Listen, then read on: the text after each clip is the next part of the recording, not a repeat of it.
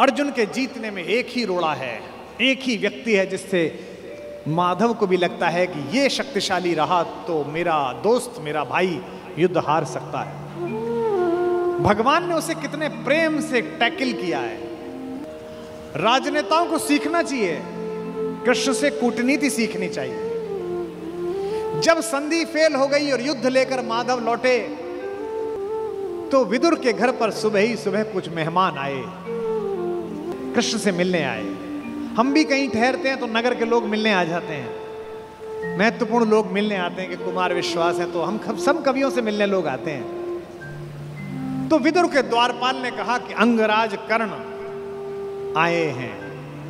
विदुर ने पूछा कि क्या मुझसे मिलना चाहते हैं? उनसे कहिए राज्यसभा में मिले, अब मैं अपने अतिथि के साथ व्यस्त हूं। और अतिथि भी कौन? माखन चोर। द्वारपाल ने कहा जी नहीं, वो आपसे मिलना नहीं चाहते, वो आपके अतिथि से मिलना चाहते हैं। कृष्ण ने कहा उन्हें आदरपूर्वक अंदर लेकर आओ। कर्ण आए, कर्ण ने प्रणाम किया।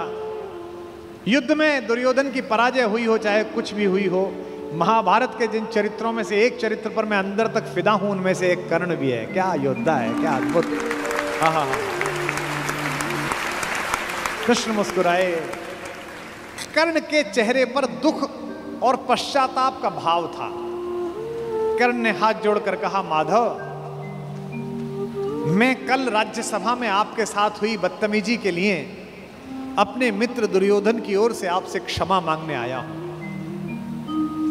भगवान ने कहा ईश्वर तुम जैसा मित्र सबको दे जो इतने बड़े अपराध के बाद भी क्षमा मांगने के लिए आ जाता है। ऐसा मित्र सबको मिले। कर्ण ने कहा कि अगर आप मुझे थोड़ा सा भी माधव प्रेम करते हैं तो मेरे मित्र को क्षमा कर दीजिए। उसने गलती की, उसे दूत के साथ ये व्यवहार नहीं करना चाहिए था और आप जैसे दूत के साथ तो सोचना भी नहीं चाहिए था। भगवान ने कहा मैं उसे माफ कर दूंगा, लेकिन एक शर्त है कर्ण। अंगराज ने कहा कि इसी क्षण मैं आपको अंग प्रदेश का राज्य दे देता हूं, मेरा शरीर ले लीजिए पर मेरे मित्र को माफ कर दीजिए। कृष्ण ने कहा शरीर देने की इतनी उतावली में मत आओ अंगराज, समय तय हो चुका है, सबको देना पड़ेगा, तुमको भी देना पड़ेगा, सबका तय हो। कर सकते हो तो इतना करो, अब मैं वापस पांडवों के पास जा रहा हूं, हस्तिनापुर की सीमा तक मुझे छोड़ के आओ। उसने कहा इससे बड़ा सौभाग्य का होगा कि मैं आपको छोड़ने चलूं? आइए मेरे रथ में बैठिए। कृष्ण ने कहा कि ठीक है, मैं तुम्हारे रथ में बैठ जाता हूं। आपकी कार में कोई बहुत बड़ा आदमी बैठने लगे तो कभी भी ड्राइवर से गाड़ी मत चलवाना। ड्राइवर से कहना तू नीचे उतर, सवार बहुत बड़ा है, अब ड्राइव मैं करूंगा, गाड़ी खुद चलाना सदा। कर्ण ने अपने चालक से कहा कि नीचे उतर, इस रथ पर त्रैलोक्य का स्वामी बैठने वाला है, ड्राइव मैं करूंगा। और कर्ण तो ड्राइवर का ही लड़का है, सूत पुत्र है, उसको तो आता ही है रथ चलाना, और रथ चालक का बेटा है।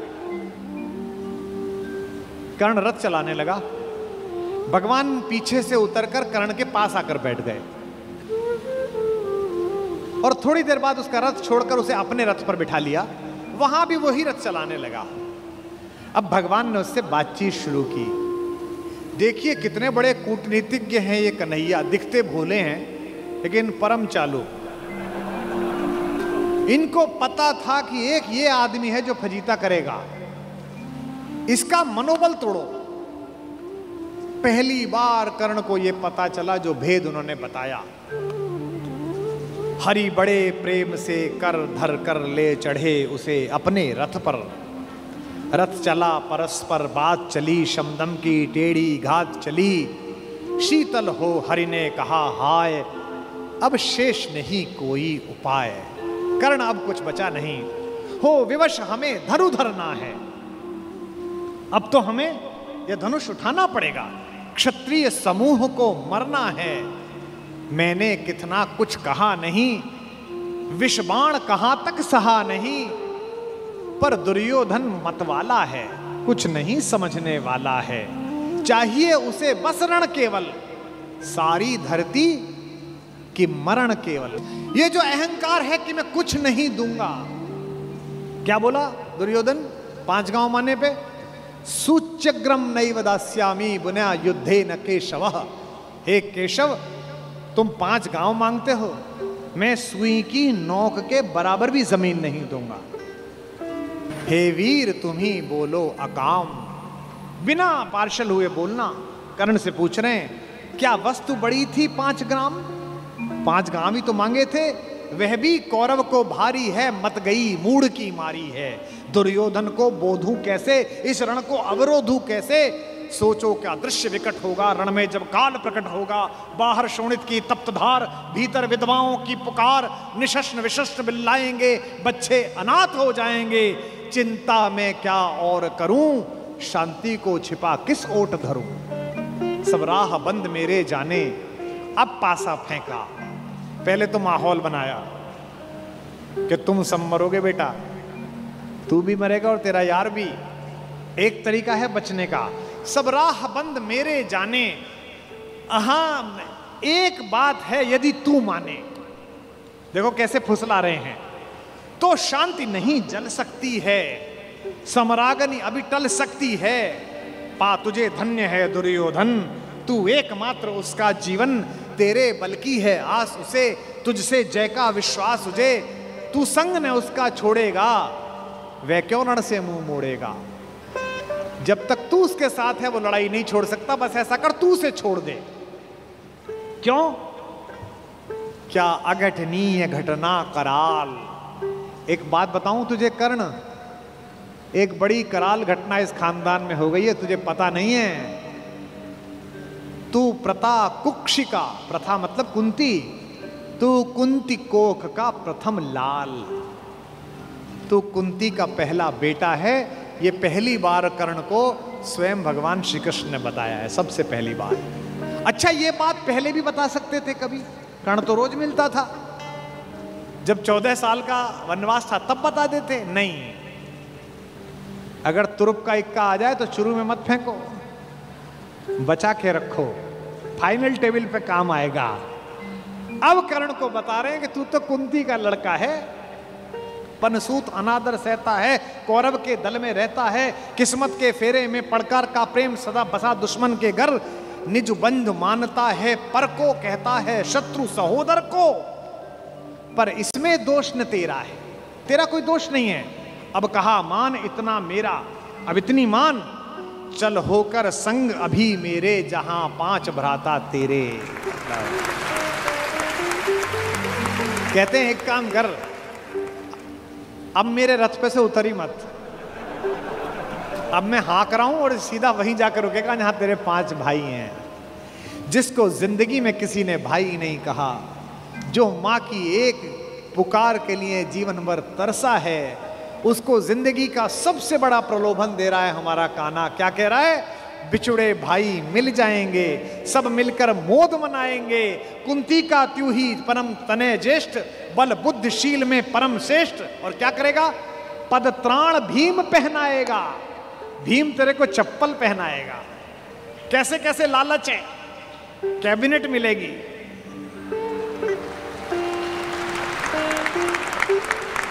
और उसमें भी कोई छोटा मोटा मिनिस्टर नहीं, सीधा ही प्राइम मिनिस्टर।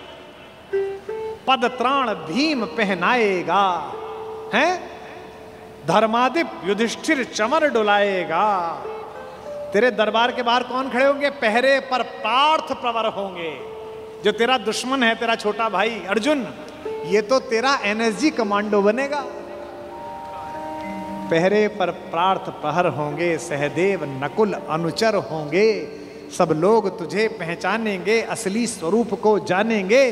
खोई मणि को जब पाएगी, आखिरी दाव जो मारा है, खोई मणि को जब पाएगी, कुंती फूली न समाएगी। क्या लालच है, क्या लालच है। आहा हा हा। कुरुराज स्वयं झुक जाएगा, संसार बड़े सुख में होगा। कोई न कहीं दुख में होगा। सब गीत खुशी के गाएंगे, तेरा सौभाग्य मनाएंगे। और आखिरी में ऐसी बात कहता है, और कौन दुनिया को जो देता है वो भीख मांग रहा है। मेरे कन्हैया को पृथ्वी की आग टालने के लिए भीख मांगनी पड़ी। कुरुराज समर्पण करता हूं, पूरा राज्य कुरुराज समर्पण करता हूं, साम्राज्य समर्पण करता हूं, यश मुकुट मान सिंहासन ले, बस एक भीख मुझको दे दे। कौरव का तज रण शोक सखे, भूखा भावी हर शोक सखे। ये तो कन्हैया हैं जो इतनी स्ट्रेटेजी अपनाते हैं। किस लिए? देखो, ये बड़ा गहरा गणित है, इसको समझो। इस दाव को चलने में कृष्ण का कोई नुकसान नहीं है। अगर कर्ण इधर आ जाता तो महाभारत समाप्त हो जाती। और एक ऐसा योद्धा जो सुबह दोपहर शाम इसी बात की कसम खाता था कि अर्जुन को मारना है, इन पांडवों को मारना है, इसके कलेजे में ये बात डाल दो कि ये तेरे भाई हैं, तो जब युद्ध लड़ेगा तो थोड़ा तो हाथ कांपेगा, थोड़ा तो दिल के अंदर कुछ दुख दुख पैदा होगी। शत्रु की मानसिकता को कमजोर करना, शत्रु की मानसिकता पर प्रहार करना, यह काम है। लेकिन कृष्ण की इस कथा में थोड़ा स्मरण कर्ण का भी कर लो कि उस जैसा कोई आदमी भी पैदा नहीं हुआ जो इतनी सारी चीजों को ठुकरा दे और खुल के कह दे, ए ऋणी कर्ण का रोम रोम, जानते सत्य यह सूर्य सोम, तन मन दुर्योधन का है, यह जीवन दुर्योधन का है। और दो पंक्ति जो कही है कर्ण ने, मैं उसकी दृढ़ता को और उसके समर्पण को प्रणाम करता हूं। सुरपुर से भी मुख मोड़ूंगा, केशव मैं उसे न छोड़ूंगा।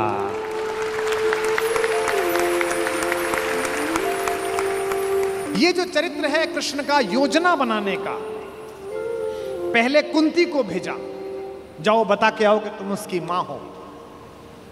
मां ने कहा कि तू वापस आ जा, तो उसने एक वरदान दिया मां को। मां ने कहा, अभिलाष लिए तो बहुत बड़ी आई थी, पर आस नहीं अपने बल की लाई थी। था एक भरोसा यही कि तू दानी है, अपनी अमोघ करुणा का बड़ा अभिमानी है।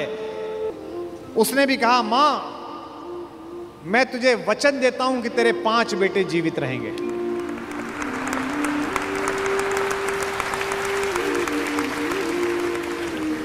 इसका मतलब है कि कर्ण ने कहा कि युद्ध के बाद 5 बेटे जीवित रहेंगे। अर्जुन के अलावा किसी पर हथियार नहीं उठाऊंगा।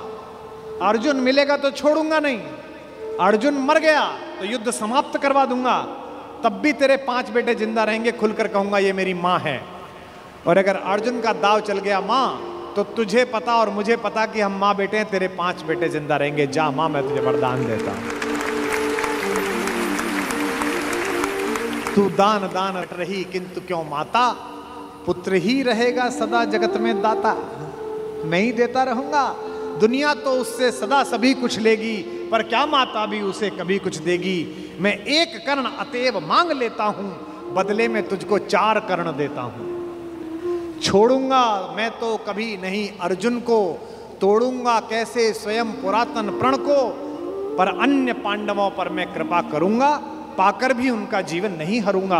और जिन्होंने महाभारत पढ़ी है उन्हें पता है कि जब कर्ण सेनापति बना, उस दिन उसने 4 पांडवों को 5 बार पकड़ के छोड़ दिया।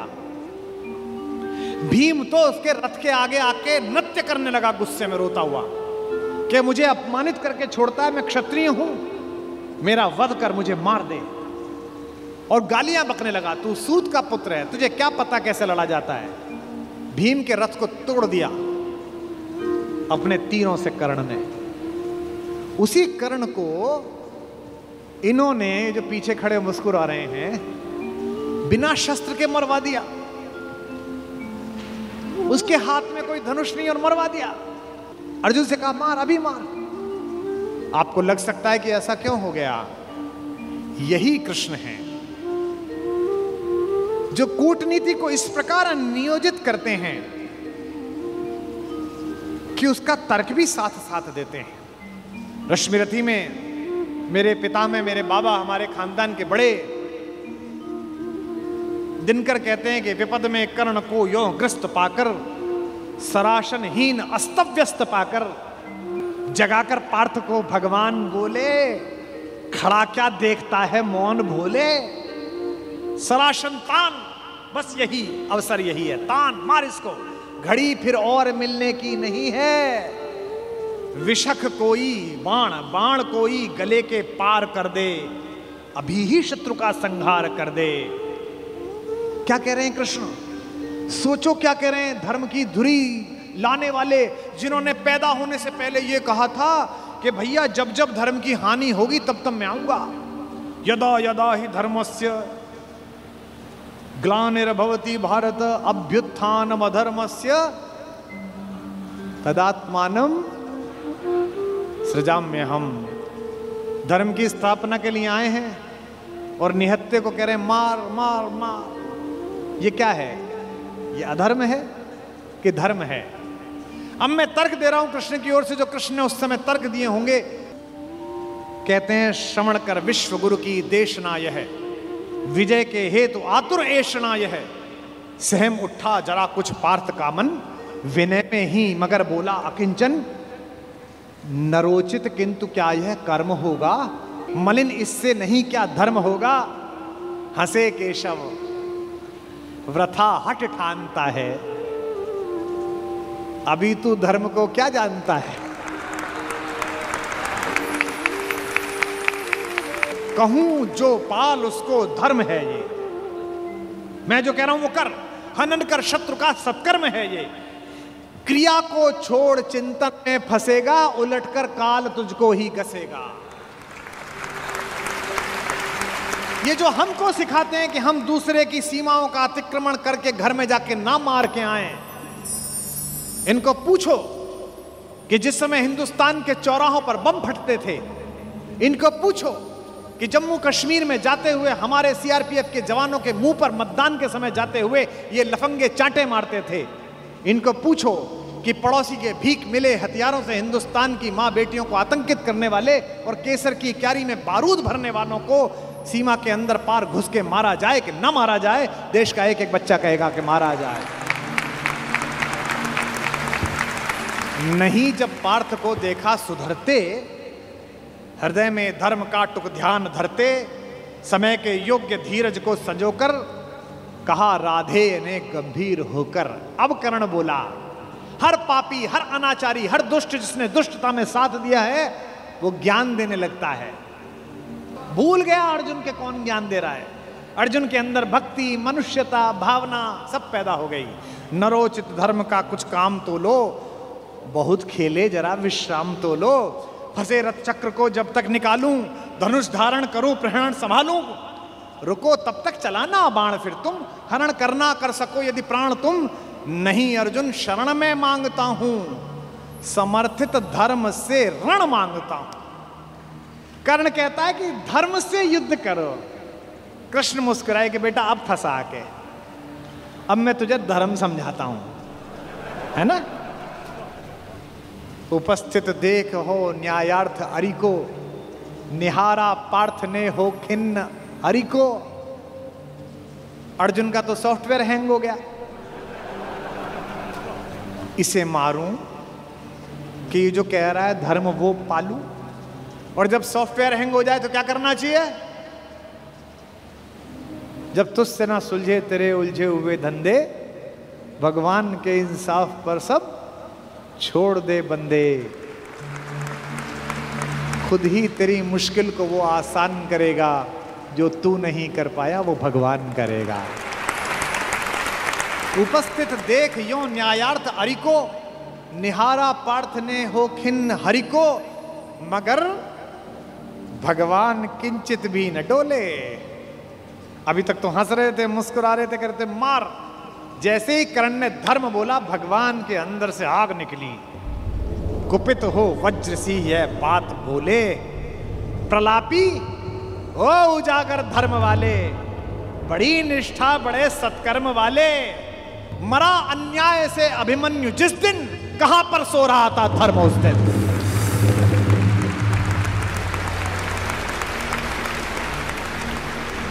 मरा अन्याय से अभिमन्यु जिस दिन, कहां पर सो रहा था धर्म उस दिन।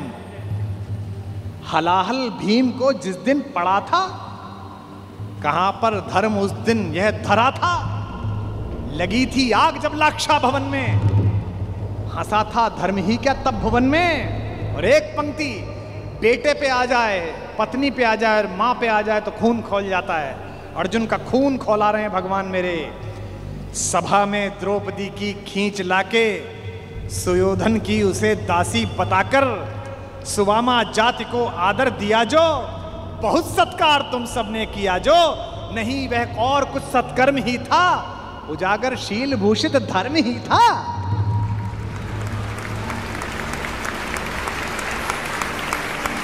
जिस दिन एक रजस्वला बेबस महिला को बाल से खींचकर तेरे दोस्त का नीच छोटा भाई लाया था, और तेरे उस तथाकथित मित्र ने अपनी जंघा पर हाथ मारा था कि यहां बैठेगी, उसी दिन तय हो गया था कि इस जंघा पर धर्म युद्ध के खिलाफ चोट पड़ेगी।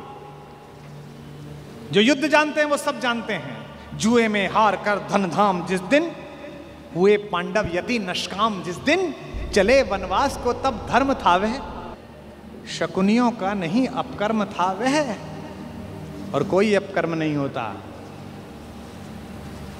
कटी से नीचे प्रहार करना अधर्म है, लेकिन दुर्योधन की जंघा तोड़ी भीम ने, कोई नहीं। ये जो रणनीतिकार कृष्ण है।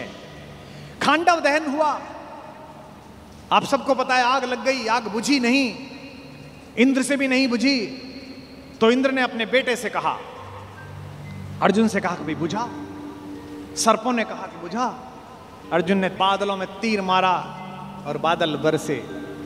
जब पुरुषार्थ आ जाता है तो तीर आदमी ऐसे ही मारता है, कभी बादल में मारता है, कभी जमीन में मारता है। पिता में भीष्म जब पड़े हुए थे शरशैया पर, उनके मुंह से निकला पानी। कोई सोने के मटका लाया, कोई चांदी के मटके लाए। उन्हें अर्जुन की तरफ देखा कि पड़पोते पानी। अर्जुन ने तीर मारा पृथ्वी पे। कुरुक्षेत्र चले जाइए, आज भी आपको मिल जाएगी वो नदी जहां जमीन का स्तर तक, वहां तक तीर गया। और साइंस देखिए तीर की, ड्रिलिंग देखिए कि उतनी ही तेजी से गया और धार उतनी ही आई जो पिता में भीष्म के होठों तक आई। आज भी अर्जुन के तीर से निकली हुई इस नदी को हमारे उत्तर भारत में बाण गंगा कहा जाता है। कभी दर्शन करके आइए उस नदी।